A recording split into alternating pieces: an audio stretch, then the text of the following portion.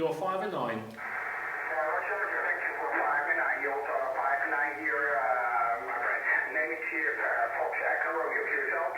Okay, fair. The name here is Andy, Alpha November Delta Yankee. Back to you, over. So we make contacts from lighthouses and lightships with other ham and radio amateurs all over the world. So, we basically use shortwave for that. This is between, say, 1 megahertz and 30 megahertz in technical terms, so to speak.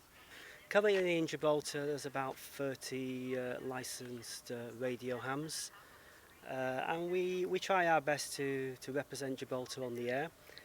With this particular event here, this is about lighthouses. So we set up a small setup here, and this morning we started off with speaking to people in Australia, come through to Europe, and in a couple of hours we'll start hearing the Americans coming through. So Andrew, as you've just mentioned, you're a white stick operator, you're visually impaired, this right up your street as a hobby? Yes, it is right up my street as a hobby.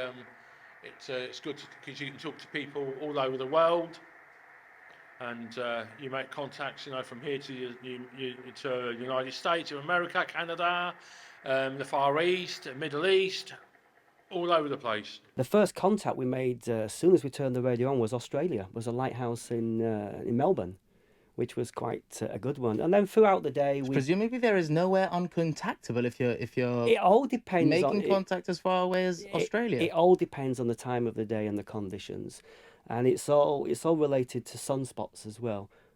We go through an 11-year cycle, and we are now peaking on this 11-year cycle. We're now in cycle 25.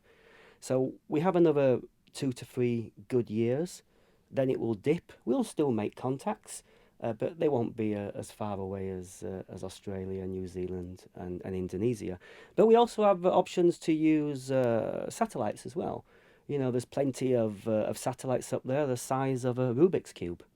And, we can buy a cheap radio for £20, make an antenna from a tape measure, and we can communicate via these small cube satellites. My dad was a radio ham, so I'm following in his footsteps. But I remember him spending weekends in August, and I thought, why? But in the heat, yes, over there at the lighthouse. But it's something that we do every year. So and many people come to see and ask us, why are you fishing? What are you fishing for? With antennas at the cliff face there, just about. And we just explain what we're doing, and it's quite interesting. This year was particularly curious that we got a Chinese radio ham coming round and saying, "Hi, I'm a radio ham." He gave us his call sign, and we told him what we were doing.